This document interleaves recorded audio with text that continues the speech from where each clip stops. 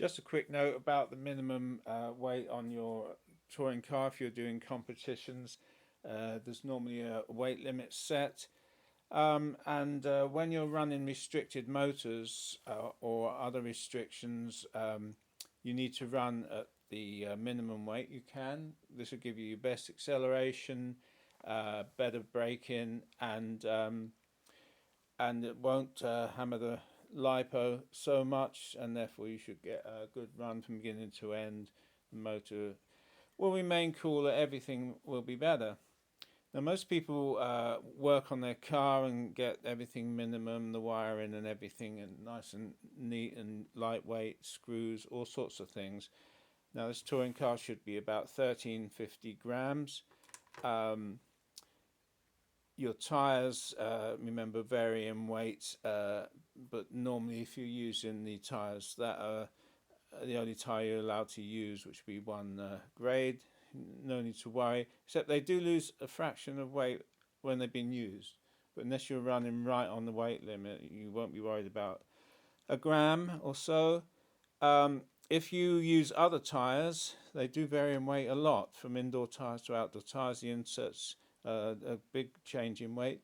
But anyway, besides that, you try and get your car on the weight limit, say 1350 grams.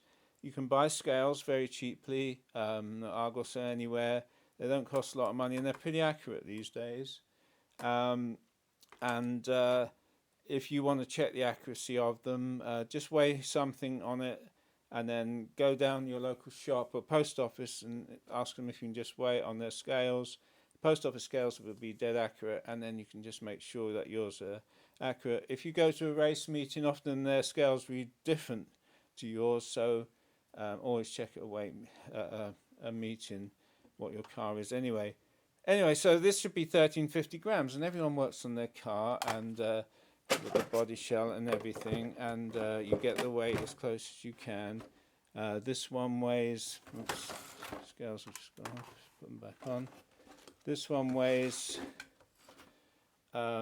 just over 1356.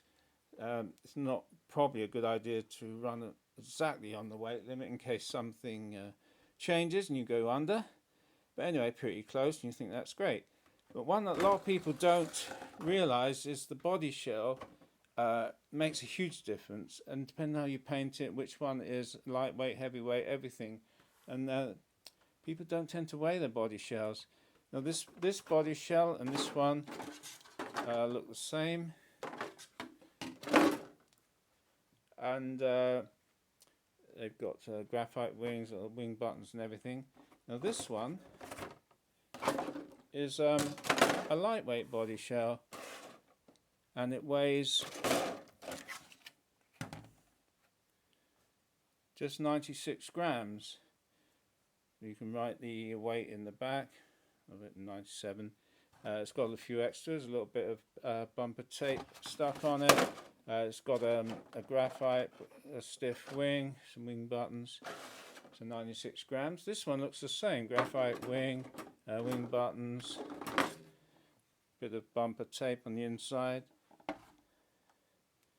118 grams, so about 20 grams more.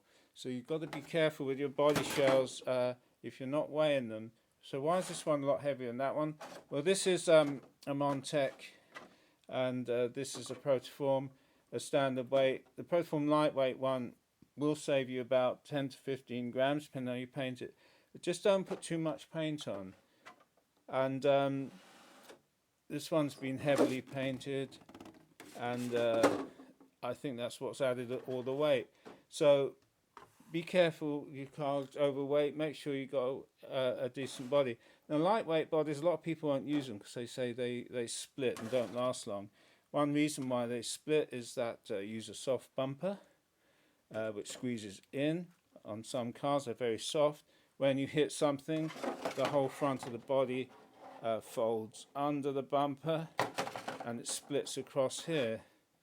I always advise people get a hard bumper if it's optional, and also get some bumper tape, which is adhesive, self-adhesive. It doesn't stick on. Just use a bit of Evo stick or shoe glue, make sure it stays on. And importantly, do the corners here. Just stick some on your body, and it stops it when it's mounted. It's tight on the front bumper, so when you hit something it can't fold under, and also if you catch the edge here it doesn't wrap under the car, and that's what splits it. So you can use lightweight body shells, and it's normally the front that just gets smashed in. You can use the lightweight wing if you want. This one has a lightweight wing on it. They're a bit flexible. Some people prefer rigid wing. It's an optional one. And also, as you can see, you can have a custom paint job, and it still doesn't need to be heavy. That's a custom paint job on this one. It's a standard weight shell with a lightweight wing on it. Only weighs 103 grams. And this one is a lightweight shell. I think it's got a standard, no, maybe lightweight wing, and this is how light you can get your shell, only 87 grams.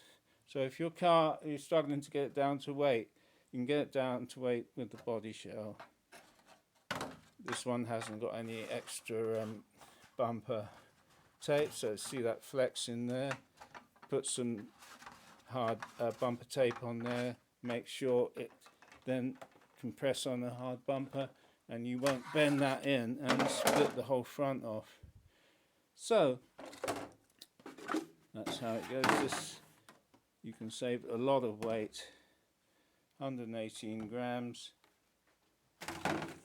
just by choosing the right body shell and painting them, not too much thick paint, and getting some scales and weighing them.